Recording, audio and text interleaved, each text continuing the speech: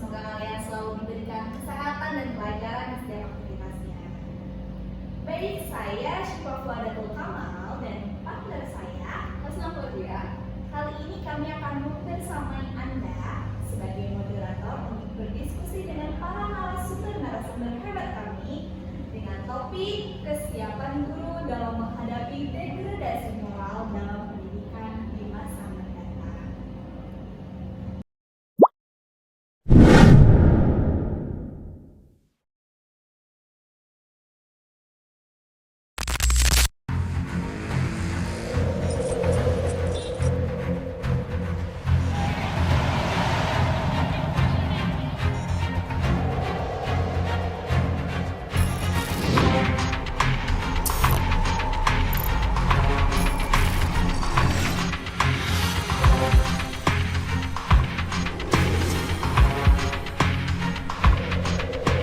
Karena jarang dikontrol, jadi saya sering pulang malam, ntar ngiter-ngiter nyari musuh gitu Pak.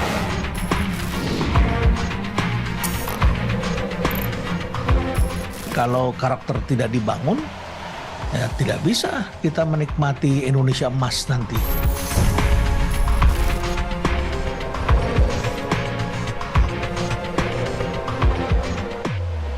Untuk lebih jelasnya, saya akan memperkenalkan para tamu spesial.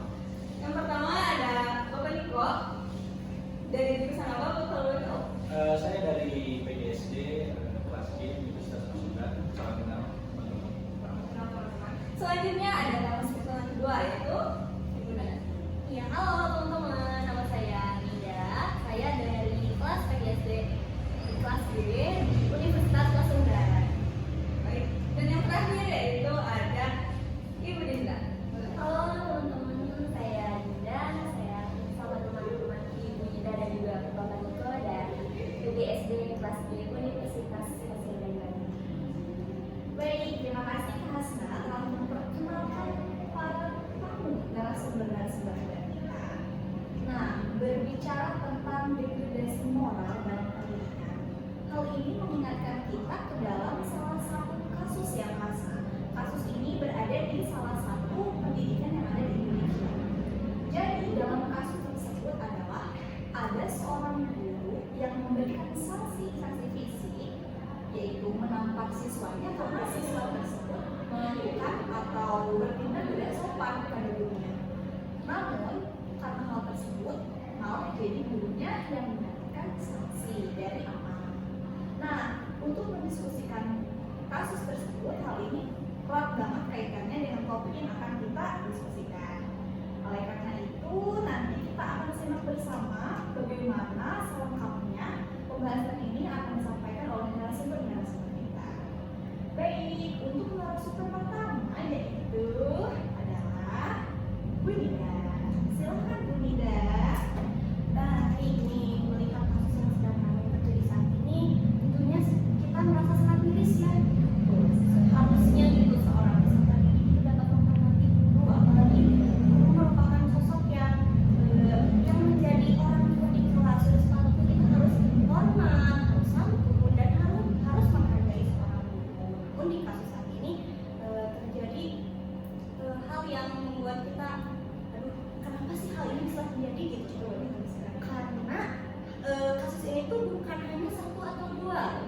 Kita mungkin saat ini banyak sekali menemukan kasus-kasus yang serupa gitu, namun dengan situasi dan kondisi yang berbeda, tapi intinya itu sama. Guru itu jarang sekali dihargai saat ini. Banyak sekali peserta didik yang seolah-olah itu menyepelekan guru gitu.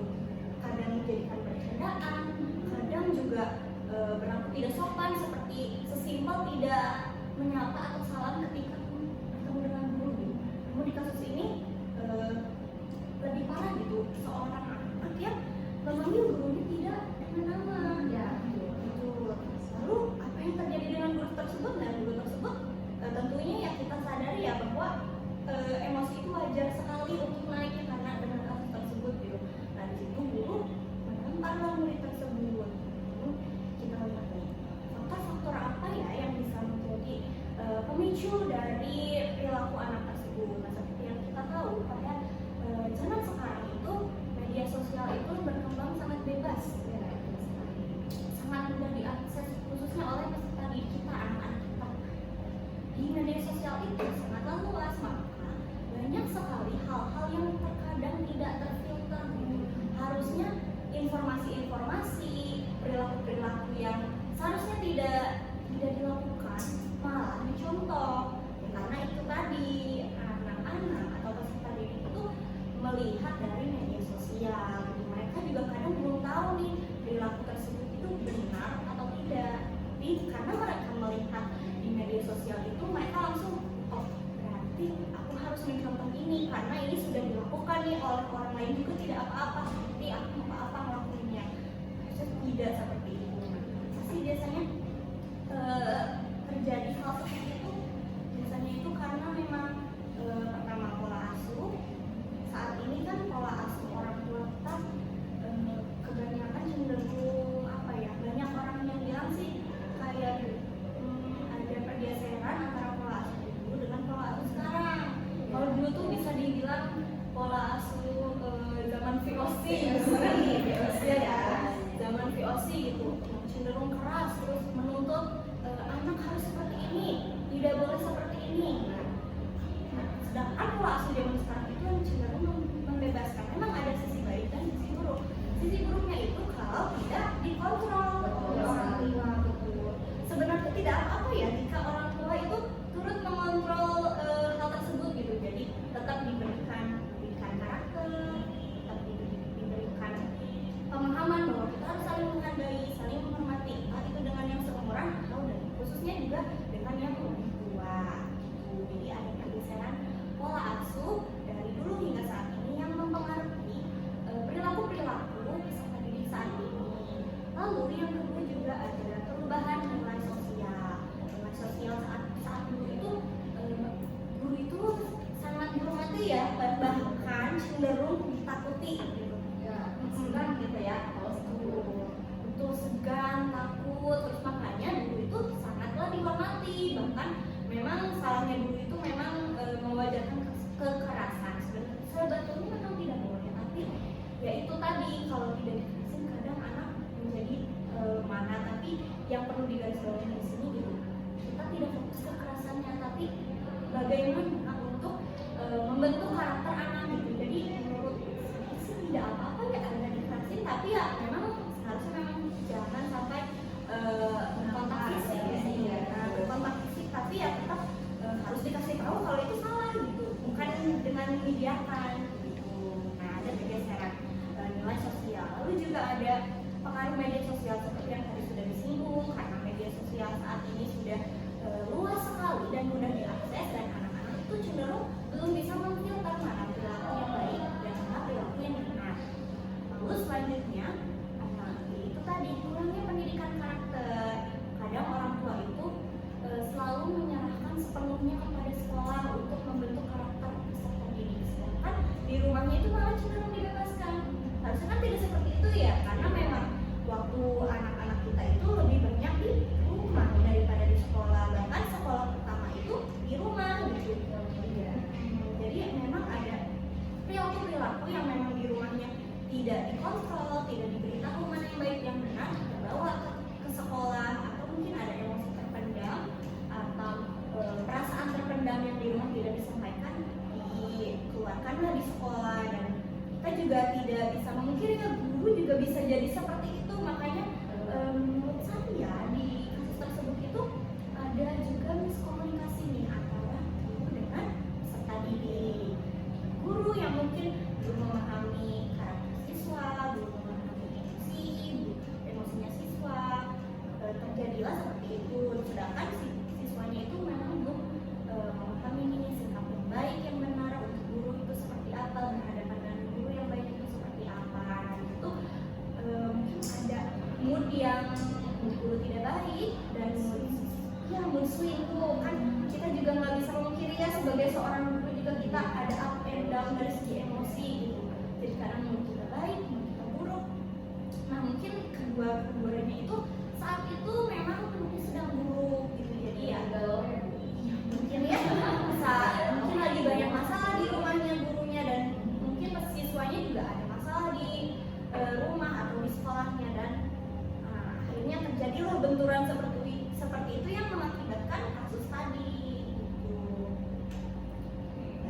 Jadi mungkin sekian yang bisa saya sampaikan, selanjutnya akan disampaikan oleh Baik, terima kasih banyak sekali dan ilmu semua ya teman-teman. Betul. Banyak sekali poin-poin yang menanggapi kasus tersebut.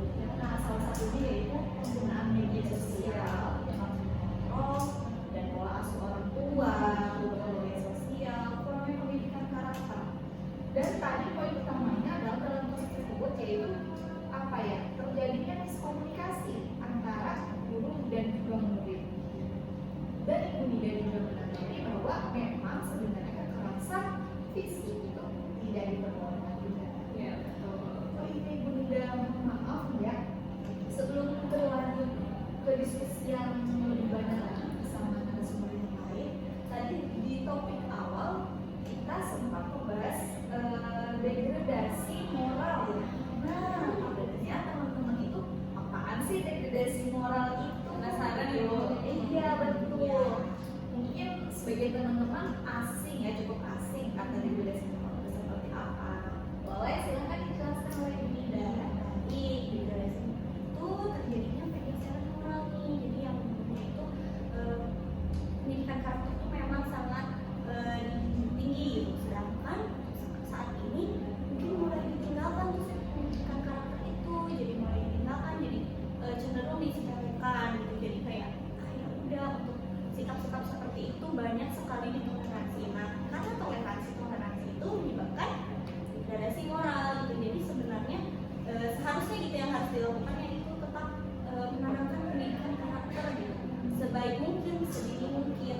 Karena jika sudah diterapkan sejak ini, maka anak nantinya sudah terbiasa dengan karakter yang baik gitu. Nah, jika belum disampaikan pendidikan karakter dari sejak ini, nanti apa yang terjadi? Ya tentu dari kasus tersebut itu kita bisa belajar ya bahwa memang pendidikan karakter sejak ini penting. Jadi kalau misalkan sejak ini itu sudah ditanamkan pendidikan karakternya, maka nanti akan menjadi kebiasaan atau terbawa menjadi karakter yang baik di usia selanjutnya. Itu mungkin ada tambahan lagi nggak nih dari atau Ibu dari terkait degradasi moral? Bapak Niko mungkin Ya, silakan. terima kasih. Saya lanjutin ya, ini sekedar melanjutkan dari aktivitas dari Ibu Nida. Sekaligus kita membahas ini kaitannya dengan pendidikan. Ini sangat berkaitan erat ya sama pendidikan kita yang sekarang, karena memang sangat, menurut saya pun itu sangat rentan. Ini masuk ke dalam salah satu istilah belenggu pendidikan. Kenapa demikian? Karena menurut saya dari kedua belah pihak pun mereka itu sama-sama terbelenggu dengan ego masing-masing. Baik dari guru, mungkin guru merasa memang kewajiban daripada guru itu untuk menghargai dan menghormati guru, namun tidak dibetulkan dengan guru itu melakukan kekerasan. Apalagi di zaman yang sekarang ini kita sudah tahu tentang HAM dan lain-lain, maka tidak dibenarkan seandainya guru itu melakukan kekerasan demi melaksanakan sanksi kepada guru.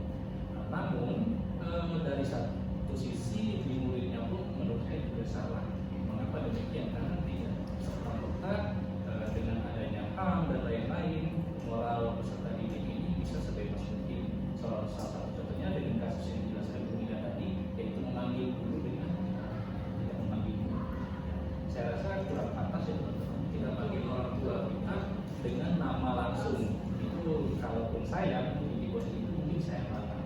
Akan tetapi ya di sini kami juga sebagai calon guru, kita sebagai calon guru, saya menanggapi ini sebagai tantangan loh, tantangan kita bagaimana kita bisa mengatasi degradasi moral ini ke depannya agar pendidikan itu tetap berjalan dengan fenomena penyebab-penyebabnya seperti salah satunya teknologi. Karena kita tidak bisa membatasi teknologi ini tetap berkembang, pasti tetap berjalan.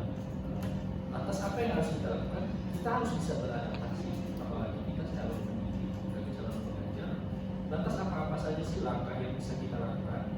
Yang pertama menurut saya itu kita harus melakukan pendekatan.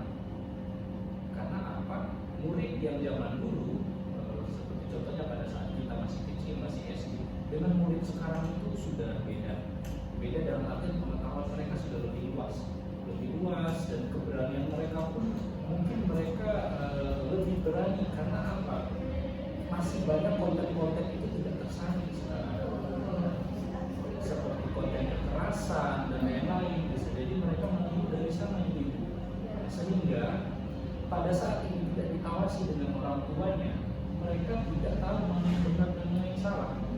Bisa jadi indikasinya si murid yang melawan guru ini tadi itu mencontoh mungkin dari tontonan yang pernah dia lihat, baik itu mungkin tontonan video kekerasan atau tontonan yang lain. Di lain pihak memang itu tugas orang tua untuk memperhatikan apa saja tingkah-tingkah dari anaknya dan apa saja konsumsi dia setiap hari. Namun di sini kita sebagai guru tidak bisa mengikut campuri urusan itu. Yang hanya kita bisa lakukan yaitu mengatasi atau mengantisipasi apa yang harus kita lakukan ketika mendapatkan murid yang moralnya sudah berbeda seperti itu. Dan dengan salah satu contohnya itu pendekatan dalam artian kita harus bisa mengikat murid itu dengan kedekatan antara guru dan murid, sehingga ketika kita sudah dekat dengan mereka, kita sudah paham, oh ini anaknya keras, oh anaknya ini lembut. Kita sudah bisa tahu hal-hal mungkin yang bakal menyinggung mereka, dan kita sudah tahu bagaimana mengatasi marah mereka, mood mereka, sehingga bisa meminimalisir kejadian seperti itu. Jadi itu sih tanggapan dari saya. Dari narasumber yang lain bisa jadi mungkin bisa menggunakan terima kasih. Jadi selain itu juga butuh suatu kepercayaan antara pendidik dengan selanjutnya dan untuk jadi terbuka anak-anak tersebut gitu kan. Ya, betul. Kembali ke awal tadi, kasus ini sangat ramai di media sosial. Tentunya ada pro dan kontra antara netizen itu. Nah, ada yang mendukung, ada pun yang menolak. Nah, setelah saya lihat dan selidiki, ternyata ada pun yang mendukung dengan kekerasan tersebut. Itu adalah kaum yang millennials ataupun boomer gitu ya istilahnya gitu. Nah, kira-kira bagaimana sih prediksi pendidikan kaum milenial Indonesia di masa yang akan datang? Yang akan disampaikan oleh Bunda. Kalau menurut saya ya, tadi sudah di-spill oleh Bapak Niko dan juga Ibu Linda mengenai penggunaan perangkat teknologi. Nah, kita juga sekarang sudah menyadari gitu, bahwa di zaman sekarang ini kita tidak bisa lepas dari perangkat teknologi. Tentunya untuk prediksi ke depannya sudah dipastikan bahwa perkembangan teknologi juga akan semakin lebih berkembang dan juga semakin pesat, sehingga penggunaan teknologi pada individu termasuk peserta didik juga akan semakin lebih mendalam dan juga semakin pesat. Nah, dengan prediksi itu tentunya dengan penggunaan teknologi ini akan memberikan dampak yang juga dampak positif maupun dampak negatif. Jadi prediksinya akan mengarah kepada dampak positif dan juga akan mengarah dampak negatif. Nah, kalau bicara tentang dampak positifnya, itu kita berbicara peserta didik yang menggunakan atau memanfaatkan teknologi dengan hal yang kebermanfaatannya. Misalnya menggunakan teknologi itu untuk hal yang belajar, terus menonton video edukasi, betul ya, menonton video edukasi itu akan menambah wawasan dan pengetahuan dari peserta didik sendiri. Namun berbeda halnya jika peserta didik itu menggunakan teknologi secara berlebihan. Nah, itu akan memberikan dampak. Nah, betul. TikTok itu salah satu media sosial yang saat ini memang ya bunyinya dan banyak ditonton oleh dari kalangan anak kecil hingga dewasa. Iya betul. Nah, itu pun menjadi salah satu dampak negatif bagi peserta didik itu jika menggunakan teknologi secara berlebihan. Nah, kita sebagai ataupun sebagai seorang guru atau calon guru dapat membantu peserta didik yang memang pada saat itu menggunakan teknologi secara berlebihan gitu, atau memang mengarah kepada dampak negatif ini kepada perilaku moral atau karakter yang berdampak buruk karena penggunaan teknologi yang berlebihan. Yang tadi sudah di-spill gitu, penggunaan teknologi yang berlebihan karena waktu itu bisa berpengaruh kepada moral dan juga karakter peserta didik.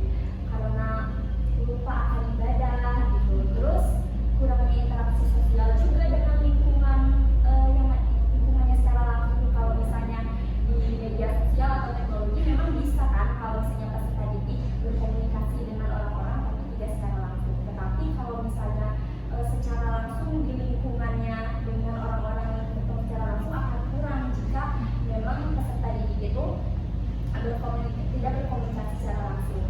Nah, itu juga akan berdampak kurangnya empati dari peserta didik itu sendiri karena mereka tidak melihat bagaimana lingkungan sosialnya.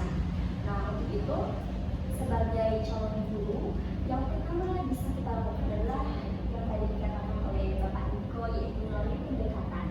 Betul, Bapak Niko? Iya, betul sekali. Pendekatan itu pasti. Ya, pendekatan emosional. Nah, yang pertama adalah pendekatan emosional. Pendekatan emosional seperti apa sih? Nah, jadi menganggap kita harus mendekati peserta didik dengan berkomunikasi. Bisa berkomunikasi lebih dekat lagi, lebih dalam lagi.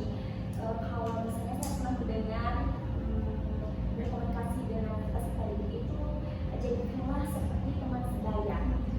Ya, teman sebaya. Tapi itu harus tetap dengan menerapkan peserta didik itu harus tetap sedia kepada kita. Jadi dalam hal-hal tertentu kita harus bisa berkomunikasi dengan peserta didik seperti teman sebaya agar peserta didik itu bisa leluasa dengan kita mengungkapkan pendapat-pendapatnya. Nah, dengan pendekatan emosional tadi kita bisa tahu apa masalah dari peserta didik itu supaya bisa seorang guru bisa membantu untuk mengatasi masalahnya. Nah, yang kedua adalah menggunakan pembelajaran berdiferensiasi. Kenapa pembelajaran berdiferensiasi? Karena kita sudah tahu ya kalau pembelajaran berdiferensiasi itu adalah pembelajaran dengan memperhatikan kebutuhan muridnya. Jadi kita harus tahu gaya belajar murid seperti apa, minat belajar murid seperti apa. Nah, dengan menggunakan pembelajaran berdiferensiasi ini juga bisa membantu guru untuk dalam proses pembelajarannya. Nah, yang ketiga itu juga sangat penting, yaitu sebagai calon guru kita harus menjadi model bagi anak, menjadi teladan bagi anak. Tadi sudah disebut ya bahwa tentang moral dan karakter yang menurunkan anak-anak. Nah, sebagai calon guru kita harus menerapkan teladan yang baik bagi anak dengan menerapkan perilaku yang baik di sekolah agar para peserta didik bisa mencontoh apa yang dulu dilakukan gitu. Karena tadi kata Ibu Nida kan anak-anak itu melihat apa yang ada di media sosial terus mencontohnya tanpa memfilter. Nah, kita sebagai guru harus menjadi teladan supaya anak-anak itu bisa mencontoh perilaku baik kita. Kemudian yang terakhir adalah selalu memberikan apresiasi apapun apapun yang dilakukan peserta didik.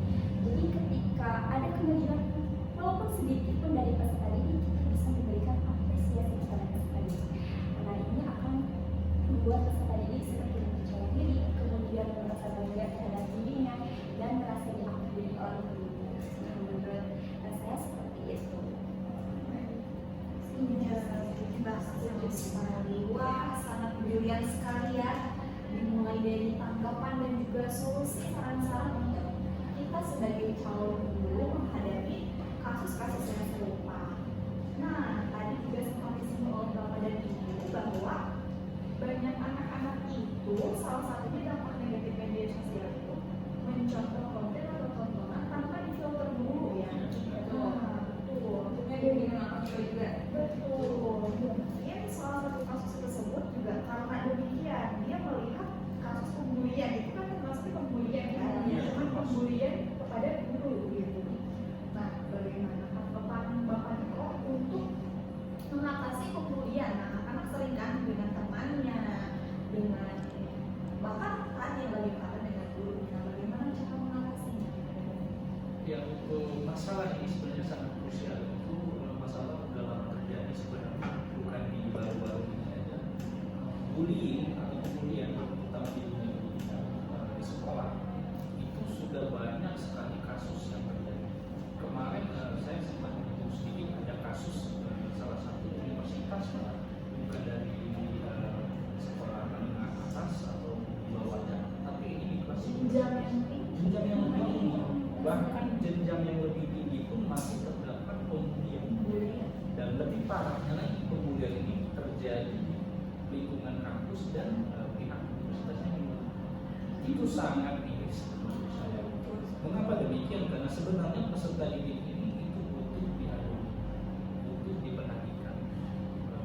Layaknya satu buah karya yang sedang dibentuk, jika di dalam pembentukannya itu ada kerusakan, maka ini akan berdampak lebih jauh lagi.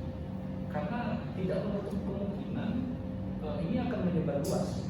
Mungkin Bapak Ibu pernah mendengar istilah balas dendam, dan ini sudah sering terjadi. Ketika dia dibully suatu di perkuliahan dan mereka bertumbuh dewasa menjadi senior, itu mereka akan membalas. Dan budaya ini yang sangat kita takuti. Mereka akan tetap diam, tetapi mereka melakukan hal yang sama. Hal buruk itu akan tetap dilakukan terus turun-menurun sehingga menjadi budaya. Itu yang sangat kita takutkan. Maka dari itu sebenarnya yang patut dikoreksi di sini adalah yang pertama itu dari pihak internal. Kita nggak bisa saling menyalahkan, tetapi apa sih yang bisa kita lakukan dari diri kita sendiri? Baik itu mungkin kita mengawasi dari lingkungan sekitar kita, entah itu mungkin keluarga kita dan lain-lain. Bahkan seandainya kita sudah jadi guru, yang pertama harus kita lihat itu ya lingkungan sekitar, murid-murid di kelas kita dulu, daripada kita melihat lebih luas lagi. Apakah di kelas kita itu sudah bersih dari yang namanya kebulian atau bullying? Seandainya sudah terindikasi di dalam kelas itu terdapat unsur-unsur bullying, maka dari itu seperti yang sudah dilakukan sama Bu Nida dan sumber kita yang lain, kita harus melakukan pendekatan. Fungsinya apa? Agar kita tahu permasalahan yang dirasakan oleh murid-murid kita. Seandainya kita menyamakan semua murid itu, bisa jadi dia hanya dia. Kita tidak tahu permasalahannya apa. Dan ketika permasalahan itu menumpuk dan membludak, maka dari itu terjadilah kasus seperti itu. Kita nggak pernah tahu ya background si murid itu seperti apa yang pernah dia alami sebelum itu. Bisa jadi puncak keparahannya kebetulan kamu masih hidup. Jadi terjadilah penamparan seperti itu. Maka yang harus dicari tahu sebenarnya apa masalah murid ini, kenapa dia bisa seperti ini. Kita tidak bisa langsung menjudge dia itu salah. Bisa jadi ada sesuatu yang tidak diinginkan. Saya rasa ya masalah ini semoga dengan kita calon-calon pendidik baru dengan pemikiran-pemikiran yang baru bisa mengatasi perlahan-lahan memutus mata rantai perbulian ataupun pergeseran moral daripada seperti itu. Terima kasih Bapak Niko penyampaiannya. Terima kasih juga kepada Ibu Ninda dan Ibu Dinda. Akhirnya kita sudah sampai di akhir penghujung acara ini. Kita dari applause dulu ya, karena beras dulu keren sekali ya. Jadi untuk kesimpulan dari kasus ini yaitu butuhnya bimbingan dari orang tua, kerjasama baik dari peserta didiknya, guru maupun lingkungan, baik lingkungan sekolah, rumah maupun di masyarakat. Butuhnya pendekatan antara murid dengan peserta didik dan sebagainya.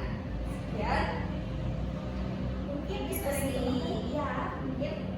kali ini dicukupkan sampai di sini dulu. Ya, sekali lagi saya berterima kasih. Kami sudah dari moderator. Terima kasih kepada para narasumber kali ini. Semoga kita bisa bertemu lagi ya di diskusi lainnya. Dan semoga juga teman-teman pendengar podcast ini bisa bermanfaat dengan mendengarkan diskusi dari kami. Baik, sekian dari kami. Terima kasih. Wassalamualaikum warahmatullahi wabarakatuh. Terima kasih.